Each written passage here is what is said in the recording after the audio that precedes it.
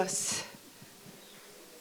Bien, entonces damos inicio a este segundo día de trabajo, que esperamos que sea tan productivo como el que tuvimos ayer. Yo traigo una presentación que he titulado La época de miedo y de odio, y inicio con este epígrafe tomado de Psicología de las… Ya. Aló.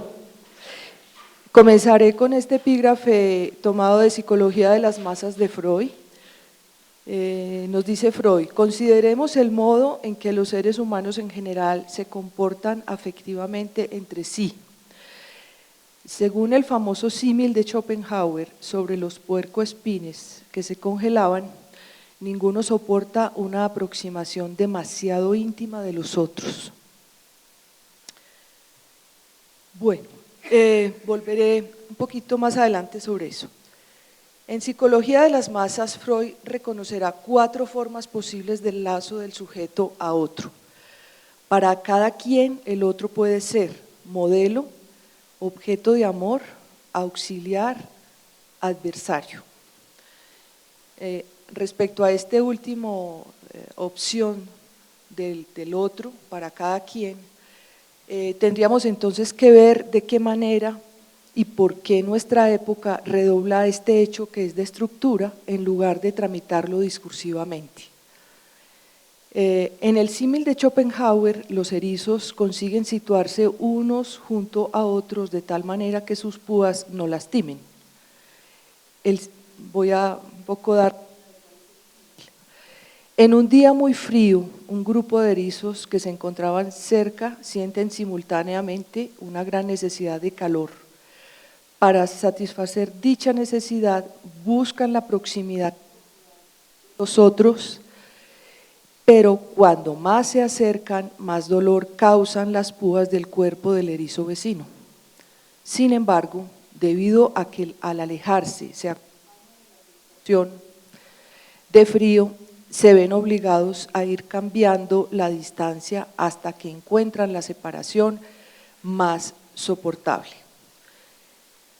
Bueno, entonces traigo el símil completo porque acabo de decir que Freud nos advierte de la estructura de que el otro es adversario. No es un asunto coyuntural, sino un asunto de estructura. Y yo aquí hago la pregunta sobre cómo explicar que en nuestra época parece que el asunto entonces se redobla, porque siendo de estructura hay algo adicional. Por lo que estamos, digamos, o muchos pensadores plantean la época como una época de odio. Ahora bien, ¿estamos pasando de la era del miedo a la era del odio? Zygmunt Bauman, frente a esta pregunta que le fuera formulada en 2001 en una entrevista en Italia, respondía, lo cito: el miedo y el odio tienen el mismo origen y se alimentan de lo mismo. El miedo necesariamente debe buscar inventar y construir los objetos sobre los cuales debe descargar el odio, mientras que el odio necesita la cualidad asustadora de esos objetos como razón de ser. Ellos se entrechocan recíprocamente, solo pueden sobrevivir de esta forma. Esta anotación de Bauman me ha servido de pretexto para indagar sobre lo que desde el punto de vista del discurso psicoanalítico podemos decir acerca de la relación entre el miedo y el odio en nuestra época. Miedo y odio que por tanto son afectos de siempre, no solo pues, de la de hoy, que era lo que acababa de decir, o sea, cómo articular lo que es un hecho de estructura con lo que es un hecho de época. Veamos un poco cómo concibe el miedo Bauman. Conocemos el trabajo desarrollado por Bauman acerca del miedo en la modernidad líquida. Encontramos en su introducción a Miedo líquido, la sociedad contemporánea y sus temores, estas 3 ideas. La primera, las ocasiones de tener miedo. Este se está rodando. Espérate un momento. Sí, porque ahora sí, porque está rodando. Las ocasiones de tener miedo son de las pocas cosas de las que nuestra época actual, tan carente de certeza, garantías y seguridad, no anda escasa. Los miedos son múltiples y variados. Personas de categorías sociales, de género y de edades distintas viven obsesionadas por miedos característicos de su condición respectiva, pero también hay temores que todos compartimos, sea cual sea la zona del planeta en la que da la casualidad que hayamos nacido o que hayamos elegido para o nos hayamos visto obligados a vivir. La segunda anotación, la sensación de impotencia, la repercusión más temible del miedo, no reside, sin embargo, en las amenazas percibidas o adivinadas en sí, sino en el amplio, bien que triste, desocupado espacio que se extiende entre las amenazas de las que emanan esos miedos y nuestras respuestas, las que están a nuestro alcance y o consideramos realistas. Y esta última, se trata de temores que no cuadran fácilmente. A medida que se van descendiendo uno tras otro sobre nosotros, siguiendo una sucesión constante, aunque aleatoria, va desafiando nuestros intentos, si es que hacemos alguno, de establecer conexiones entre ellos y de averiguar sus orígenes comunes. El hecho de que resulte tan difícil de comprender los hace más aterradores, pero aún más nos asusta la sensación de impotencia que provocan en nosotros. Así, para Bauman, la razón del incremento de los miedos toma asiento en el barullo entre incertidumbre, inseguridad y desprotección, pero sobre todo en el sentimiento de impotencia experimentado frente a ellos, en la medida en que no se vislumbran salidas colectivas, puesto que las personas, anota Bauman, carecen del valor necesario para intentarlo y del tiempo necesario para imaginar alternativas de convivencia, están demasiado preocupadas con tareas que no pueden pensar en conjunto, a las que no pueden dedicar sus energías y que solo pueden emprenderse colectivamente.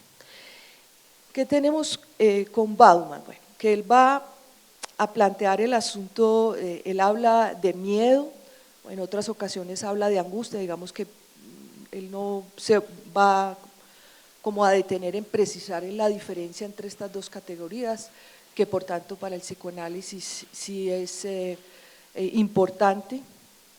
Lo sigo en su término, que es el término de miedo, y él atribuye ese miedo a tres asuntos: a la incertidumbre, a la inseguridad y la desprotección, y aún más va a decir que sobre todo no solo están estas tres situaciones, sino el sentimiento de impotencia que se experimenta frente a ellas. Esto es bien importante, porque es, por un lado, el hecho, digamos, la situación real de incertidumbre, inseguridad y desprotección, pero él pone también al lado la respuesta del sujeto, la imposibilidad más bien de responder a esas situaciones. De ahí el sentimiento de impotencia que dice que se experimenta. Lo que nos evoca esto que acabo de traer de Bauman. Estas anotaciones de Bauman evocan lo siguiente, tomando en consideración algunas ideas de Freud y de Lacan. Voy a mencionar dos. La primera, la sensación de impotencia como repercusión más temible del miedo, en razón de la existencia de un campo vacío que se cierne entre las amenazas de las que provienen los miedos y la escasa posibilidad de respuestas colectivas por parte de los sujetos, evoca las reflexiones freudianas sobre la angustia, que lo llevan a hacer del desamparo original, el Hilflosigkeit, la causa estructural de la angustia como afecto propio al humano, en tanto el sujeto no cuenta en determinadas circunstancias de la vida con los recursos suficientes para hacerle frente. El desamparo frente a un determinado peligro es tanto para Freud como para Bauman el problema mayor, más allá de la misma existencia del peligro. La segunda idea, el estado actual de sociedades escasas de causas que trasciendan lo individual lleva a pensar a Bauman en individuos cuyas fuerzas se consumen en sí mismas como única causa. El discurso capitalista, formalizado por Lacan, y a distinguir del capitalismo como modo de producción, diremos, ese discurso capitalista formalizado por Lacan, diremos, da lugar a sujetos solitarios con proyectos de vida centrados en logros personales como a agrupaciones efímeras y anónimas. Un ejemplo, juntarse para denunciar, para reclamar frente a dicha falta de certeza, de garantías de seguridad, frente al malestar a tantos niveles, ¿no? Social, económico, climático, laboral, educativo, sexual. La protesta se multiplica en calles y redes, para muestra la huelga mundial sobre el cambio climático del fin de semana pasado. Las causas colectivas entonces resultan fragilizadas y fragmentadas a falta de los recursos necesarios para establecer lazos sujeto a sujeto a partir de los rasgos ideales como acontece en el discurso del amo. Esto lo permite avanzar Lacan con sus ideas acerca de ese pseudodiscurso capitalista que, a diferencia de los otros 4 por él formalizados, se caracteriza por no promover las condiciones necesarias para que el lazo social tenga lugar. De acuerdo a lo anterior, el discurso actual no asegura el tejido social con modelos, semblantes, que organizan los cuerpos y sus goces solitarios. Él deja a cada quien solo, con su propia manera para juntarse con otros, a saber, a partir de su síntoma singular inconsciente, sin articulación con figuras de goces instituidas por las ofertas del discurso, en especial el ordenamiento instituido por ese discurso del amo, de donde se vuelve norma que sean las afinidades en materia de gusto lo que junta. Nos juntamos cada vez más a partir del plus de gozar que de un rasgo ideal. Voy a poner algunos ejemplos en relación a esto que acabo de decir. Me encontré este asunto, el senderismo de montaña, la última, creo que es el último número de la revista Universitas de Psicología de la Universidad Javeriana, un artículo titulado Excitación y satisfacción durante el senderismo de montaña. Y me pareció muy curioso porque es producto de una investigación hecha desde lo cuantitativo, donde se busca medir la cantidad de goce, podríamos decir con Lacan, la cantidad, la excitación y la manifestación. Vuelvo otra vez sobre el título del artículo, excitación y satisfacción durante el senderismo de montaña. Entonces el artículo hace un recorrido por esto de cómo los que practican el senderismo de montaña se sienten, qué es lo que experimentan, ¿no? Me parece que esto bien ejemplifica lo que acabo de mencionar, el tema de que son los plus de gozar, que son los gustos los que hacen lazo. Y ese artículo se ocupa un poco de eso, de la medición del goce, literal. Otro ejemplo, el gentío reunido en Rock al Parque en Bogotá, la multitud corriendo la media maratón de Bogotá, ejemplos donde se reúnen cantidades de gente y lo que los reúne es los gustos por esas prácticas.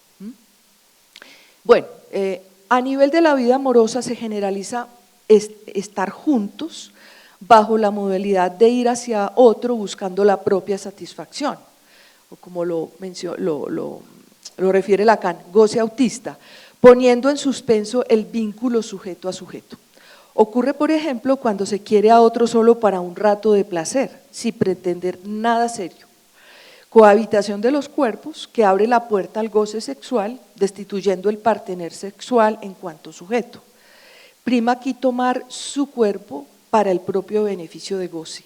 Igual se vuelve norma los amigos con beneficios, que están a medio camino entre el encuentro puramente sexual y la relación romántica. Bien, los humanos estamos obligados a fundar la vida social. Cito aquí a Freud, esas multitudes de seres humanos deben ser ligadas libidinosamente entre sí. La necesidad sola, las ventajas de la comunidad de trabajo no los mantienen cohesionados. Anuncia Freud en Psicología de las Masas. Lacan, por su parte, avanza que el goce del cuerpo no hace lazo. Planteo ahí como los dos paradigmas de estos pues, dos autores. Freud, por un lado, que dice que se necesita algo que va a ser la libido, que cohesione, porque la necesidad pura no hace lazo. Y Lacan, de su lado, va a plantear de que el goce del cuerpo en sí no hace lazo, se necesita algo más. El sujeto de la modernidad no cuenta con el material discursivo suficiente para tramitar ese real del goce de los cuerpos y darle sentido a la existencia que en sí no tiene ninguno. El discurso capitalista, siempre en el sentido de Lacan, no provee las condiciones requeridas para tal fin, en cuanto desarticula los lugares a partir de los cuales los discursos se constituyen. Menciono aquí esos lugares: el agente semblante, el otro, el producto y plus de gozar y el lugar de la verdad. Desarticulación que trae como efecto la precariedad de los lazos sujeto a sujeto que tales lugares condicionan. El pseudodiscurso capitalista más bien conecta al sujeto con los objetos plus de gozar. En suma, precarización de vínculos tejidos con los hilos del lenguaje, que mucho más que producir efectos de sentido implica también efectos reales sobre la regulación social con el consentimiento de los sujetos, sobre la gestión de los cuerpos. El lazo social, al igual que el sujeto, está estructurado por el lenguaje, nos va pues, a hacer saber Lacan. El sujeto de nuestro tiempo, proletario, en el sentido premarxista, es decir, sin discurso con qué hacer lazo social, no en tanto explotado, sin elementos discursivos, simbólicos con los cuales inscribirse en un lazo a partir de algún semblante. Solo tiene su cuerpo y modos de gozar para intentarlo, mas el cuerpo y sus modos de satisfacción no alcanzan para tejer lazo al otro, necesidad entonces del tejido discursivo. De aquí el todo es proletario, que se deduce de lo avanzado por Lacan en su conferencia en Roma en el 74, que conocemos como la tercera, acerca de ese proletario que se generaliza. ¿Cuál naturaleza entonces para las agrupaciones donde el pseudodiscurso capitalista domina? No se trata de sociedades construidas con individuos aislados, como lo afirman algunos investigadores de lo social. Más bien se trata de agrupaciones de unos, anónimos, sin vínculo libidinal, donde la cantidad se vuelve valor. ¿Cuántos en la manifestación? ¿Cuántos seguidores en Facebook? Freud hace de la libido el pivote del vínculo social. Introduzco aquí un pequeño debate que se podría hacer con algunos sociólogos a propósito de cómo se formula el lazo social actual, porque justo recién leía un artículo de un sociólogo precisamente que planteaba que las sociedades actuales se construyen, y usaba esa palabra, se construyen con individuos aislados. Y me parece que lo que yo estoy intentando al menos introducir aquí, y sobre todo con las elaboraciones de Lacan, nos permite decir que no hay construcción de unos, sino que es aglomeración de unos. Y ahí hay una diferencia, porque decir así que se construye la sociedad con individuos es como suponer que sí hay posibilidad de lazo, a pesar de la unicidad de esos unos que se juntan. Bien. Freud, termino aquí, Freud hace de la libido el pivote del vínculo social, y vuelvo entonces a Freud en Psicología de las Masas. Cuando él se dispone a explicar eso que une, nos va a decir: si los individuos que forman parte de una multitud se hallan fundidos en una unidad, tiene que existir algo que los enlace unos a otros, y este algo podría bien ser aquello que caracteriza a la masa. La esencia de la formación colectiva reposa en el establecimiento de nuevos lazos libidinales entre los miembros de la misma. La libido es un término perteneciente a la teoría de la afectividad. Designamos con él la energía de las pulsiones relacionadas con todo aquello susceptible de ser comprendido bajo el concepto de amor, ¿no? En el sentido del eros griego. Freud se sirve de sus premisas sobre la libido, que tanto rendimiento le han aportado en la comprensión de las neurosis, para analizar la cohesión de los grupos humanos, la esencia y el mecanismo en juego en el lazo social. Esa va a ser la categoría por excelencia con la que Freud va a pronunciarse, va a analizar esa cohesión, la esencia y el mecanismo en juego en el lazo social. En dicho ensayo se refiere a los colectivos estables o asociaciones permanentes en las que los humanos pasan, nos dice, toda la vida o gran parte de ella y que se hacen efectivas en las instituciones sociales. Tomará a la Iglesia y el ejército como paradigma. La multitud así concebida por Freud, podríamos aventurar a decir con Lacan, se organiza bajo el modelo del discurso del amo. Bien, siempre en el mismo ensayo, Freud hará del pánico el índice de la ruptura de los lazos libidinales. Lo vuelvo a citar. El fenómeno del pánico nos muestra también que la esencia de una multitud consiste en los lazos libidinales existentes entre ellas. El pánico se produce cuando tal multitud comienza a disgregarse y se caracteriza por el hecho de que las órdenes de los jefes dejan de ser obedecidas, no cuidándose ya cada individuo sino de sí mismo, sin atender para nada a los demás. Y pongo allí pues es la frase bien conocida del sálvese quien pueda. Rotos así los lazos recíprocos, surge un miedo inmenso e insensato. El miedo entonces, sigue Freud, puede ser provocado por la magnitud del peligro o por la ruptura de los lazos afectivos, localizaciones de la libido. Del mismo modo se produce el pánico por la intensificación del peligro que a todos amenaza o por la ruptura de los lazos que garantizan la cohesión de la masa, y en este último caso la angustia colectiva presenta múltiples analogías con la angustia neurótica.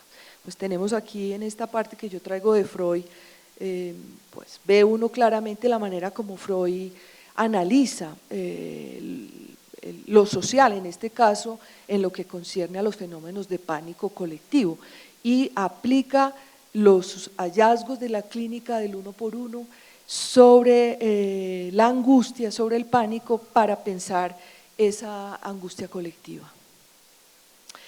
Bien, hechas estas anotaciones, volvamos a Bauman y la pregunta que su afirmación en Italia suscita: ¿de qué manera el miedo y el odio tienen el mismo origen y se alimentan de lo mismo? Y aquí yo avanzo pues una respuesta. El miedo y el odio tienen el mismo origen y se alimentan de lo mismo, a saber, de la precariedad de vínculos instituidos con el tejido simbólico que permite hacer frente al goce solitario de los cuerpos. El miedo y el odio, afectos de siempre, como lo indiqué al inicio, encuentran en el discurso actual una coyuntura propicia para su manifestación, en razón de que ese discurso deja expuestos, o sea, los deja en situación de desamparo a los sujetos, expuestos a los sujetos a un real que los destituye. Decir aquí real con Lacan es referir a la ausencia de la estructura del lenguaje. Época de miedo y de odio, anota Bauman. Con Lacan diremos época de angustia, en la definición que él va a dar en los años 70, la angustia como afecto tipo de todo acontecimiento de lo real, y época de odio, afecto que apunta al ser de goce del otro, a su unicidad singular.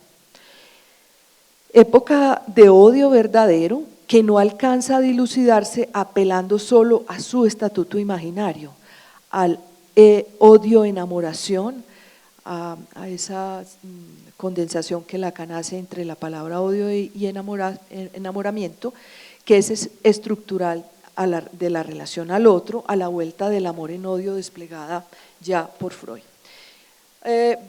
Ven aquí que yo pues avanzo esa respuesta a esa pregunta que esas afirmaciones de Bauman me suscitaban, porque él la lanza lapidariamente que tienen el mismo origen y que se alimentan de lo mismo. Y entonces es ahí donde a mí pues me surge la idea de preguntar con el psicoanálisis cómo podemos explicar ese mismo punto de origen. Y en el recorrido pequeño que acabo de presentar va en dirección a dar elementos para poder caer aquí, ¿no? Llegar a este punto al que yo he llegado de plantear que se alimentan de la precariedad del discurso, que es eso lo que los alimenta, ¿sí? Lo que los permite, más allá de ser afectos estructuralmente de siempre. Ahora bien, sigo con Bauman ya en otro texto, que es el de En busca de la política. Dice Bauman lo siguiente: las instituciones políticas existentes, creadas para ayudar a las personas en su lucha contra la inseguridad, les ofrecen poco auxilio. En un mundo que se globaliza rápidamente, en que una gran parte del poder político, la parte más seminal, queda por fuera de la política, esas instituciones no pueden hacer gran cosa en lo referido a brindar certezas y seguridad. Creo que aquí claramente vamos a encontrar, cuando se habla de que la política está en crisis, bien situado por Bauman las razones de esa crisis.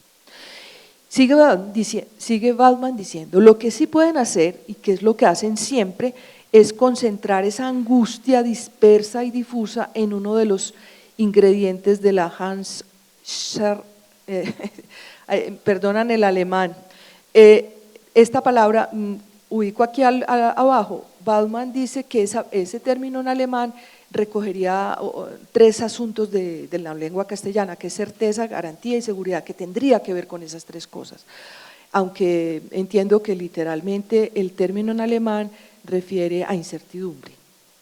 Bien, entonces retomo el texto. Lo que sí pueden hacer es, que es lo que casi siempre hacen, es concentrar esa angustia dispersa y difusa en uno de los ingredientes de este problema, en el de la seguridad, el único aspecto en el que pueden hacer algo y en el que pueden ver que se está haciendo algo.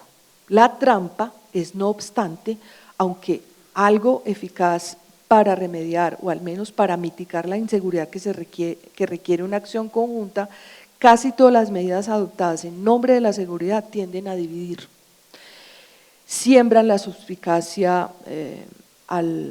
mutua, separan a la gente, la inducen a suponer conspiradores y enemigos ante cualquier disenso o argumento y acaban por volver más solitarios a los solos. Es un párrafo bien importante de Bauman porque pone pues, lo que ese discurso, la política puede hacer, se reduciría a ofrecer una seguridad, pero miren lo que dice sobre los efectos de la forma como ofrece la seguridad, ¿sí? Detengámonos en este trozo de Bauman, que deja entrever de qué manera el miedo puede dar paso hoy al odio. Me parece que ahí puede uno encontrar elementos. El miedo se descarga en los objetos del odio vía las formas de protección y defensa implementadas. Vuelvo y lo cito, casi todas las medidas adoptadas en nombre de la seguridad tienden a dividir, siembran la suspicacia mutua, separan a la gente, la inducen a suponer conspiradores enemigos ante cualquier disenso o argumento y acaban por volver más solitarios a los solos. Para Bauman podemos deducir, la mayoría de las medidas implementadas en nombre de la seguridad van contra el lazo social, dividen, incrementan la suspicacia, vuelven más solitarios a los solos, o sea, paradoja. Ahora bien, ¿cómo explicar con los postulados psicoanalíticos desde el punto de vista estructural, más no ya coyuntural, que el miedo pueda dar paso al odio? ¿Qué sabemos sobre el miedo y el odio y los objetos en cada caso concernidos? Hago aquí un pequeño giro porque lo que he planteado hasta ahora son ideas que nos dan luces sobre todo desde el punto de vista de las elaboraciones de Lacan, y con Bauman por supuesto, sobre cómo el miedo puede llevar al odio. Ahora quiero decir algo, unas pequeñas puntadas acerca de la estructura, de cómo el psicoanálisis encuentra estructuralmente que el miedo da paso al odio. Freud encuentra que la angustia está en el origen de la fobia, y aquí sitúa la palabra angustia, ya Lo dije, Bauman a veces habla de miedo, otras veces habla de angustia, pero podría uno deducir que realmente lo que está hablando él es de angustia, en el sentido en que nosotros usamos el término en psicoanálisis. Y me refiero entonces a lo que Freud dice sobre la angustia. Hace de esta un síntoma que permite tramitar, de la fobia hace de ella un síntoma que permite tramitar la angustia. Cumple la función psíquica de organizar el campo libidinal del sujeto.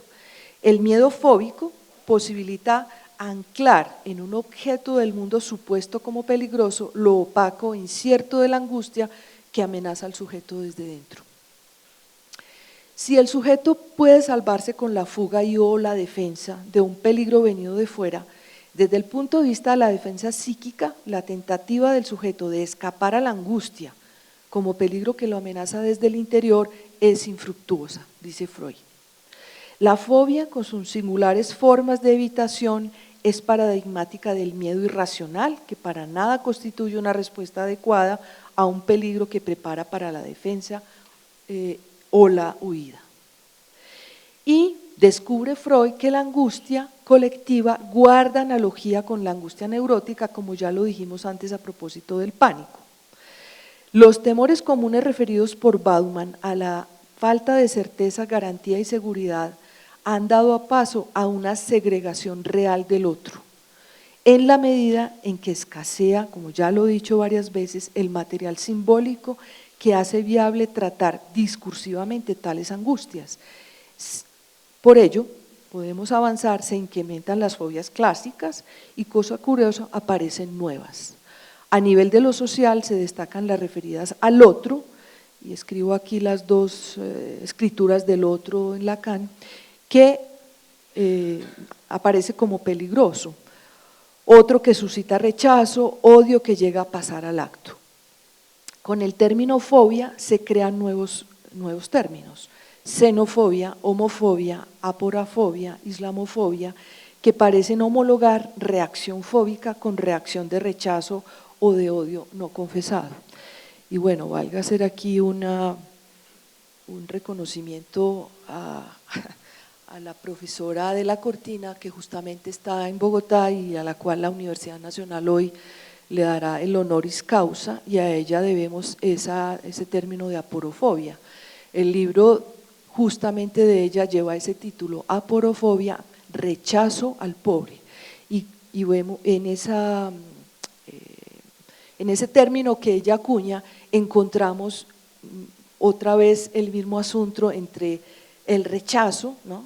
el rechazo, pero también a partir de un término que clásicamente refiere a una reacción, ¿sí?, de tipo fóbico. Voy un poco a hablar al respecto de esto. Igual, traigo un ejemplo para ilustrar este problema que hay ahí, como en estos nuevos términos que se construyen con lo fóbico, ¿sí? Tomemos el ejemplo de la homofobia. Me voy a referir también a otro artículo con el que me encontré. Es un artículo donde la conclusión mayor es un artículo que se llama Sustantivos para definir la homofobia, publicado en la Revista de Ciencias de la Salud del 2013, y ahí ve uno que enseña este artículo sobre ese embrollo de la expresión homofobia para este caso. Sus autores dejan sentado que en la homofobia no se trata tanto de miedo como de prejuicio. Lo cito: se concluye que en la definición para homofobia, miedo o temor es el sustantivo que más se usa y los términos se agrupan en dos dominios: actitud negativa o incomodidad con la homosexualidad. En el contexto biomédico no se define la homosexualidad explícitamente como el prejuicio que implica la discriminación de las personas no heterosexuales. Es necesario que las publicaciones biomédicas definan la homofobia como prejuicio que implica estigma y no solamente como el temor a los homosexuales. Fíjense como la insistencia de los autores en que en esas publicaciones biomédicas se haga énfasis que cuando se habla de homofobia se está refiriendo más al prejuicio que al temor. Es lo que yo he mencionado como el el embrollo que hay ahí con esos nuevos términos, que es muy interesante, porque al menos a mí me ha permitido como ver en fenómenos concretos cómo el miedo da lugar al odio, al rechazo en este caso. El discurso analítico contribuye a esclarecer las razones por las cuales la angustia puede dar paso al rechazo al otro, como en las pequeñas indicaciones que les di hace un rato está planteado. Bien, voy terminando. Segregación real que crece y que busca hacer posible la convivencia con la unicidad del otro, tan difícil de soportar cuando se pone de frente sin que medien semblantes, modelos. En el símil de Schopenhauer, los erizos se mantienen juntos pero con cierta distancia. En los humanos, podríamos decir, es la estructura del lenguaje la que permite la convivencia con lo invivible. En la actualidad, la vida en comunidad se organiza implementando espacios separados, de dos maneras, por voluntad propia, campos de refugiados, centros de detención de migrantes, pongo dos ejemplos, como por voluntad propia de individuos que prefieren los espacios protegidos, banalidad diciente, rejas, conjuntos cerrados. Recomiendo la exposición que en este momento hay en la universidad, que se llama Ciudad Isla, en el Museo de Arquitectura, que presenta la mirada que los urbanistas hacen sobre esta cuestión en la ciudad de Bogotá. Campos, centros, rejas, conjuntos cerrados, segregación real que difiere de la simbólica producida por la estructura del lenguaje al ordenar el real de los cuerpos e instaurar el lazo social vía la palabra que establece siempre, introduce siempre jerarquías y diferencias. Les pongo ahí la fotografía del museo y la cerca que abre la exposición que está al interior, ¿no? Han enrejado la parte externa del museo y bueno, recomendado porque realmente me pareció que es muy buen trabajo de cómo los urbanistas se enfrentan con este asunto que estamos tratando de pensar con Bauman, con Freud y con Lacan. Bien, para aproximar entonces la segregación por el lenguaje puesta hoy en entredicho, resulta de interés el ensayo Discurso y representaciones de las identidades culturales en el Manual de Urbanidad y Buenas Maneras de Manuel Antonio Carreño, del profesor Carlos Yáñez Canal, que es de la sede de Manizales, quien analizando el discurso en juego en ese clásico manual de urbanidad concluye que él establece la forma en que las representaciones sociales de las identidades culturales oscurecen las relaciones de poder, de dominación, las diferencias y las desigualdades.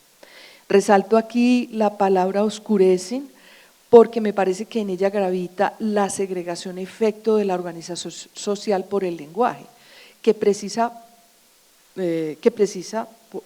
un examen con miras a dimensionar lo que significa con Lacan cuando decimos que el lazo social establecido por el discurso del amo es muy distinto a la segregación real de los cuerpos, efecto del discurso, pseudodiscurso capitalista que nos construye, aquí borro la palabra porque ahorita la vete de construir, que nos junta socialmente.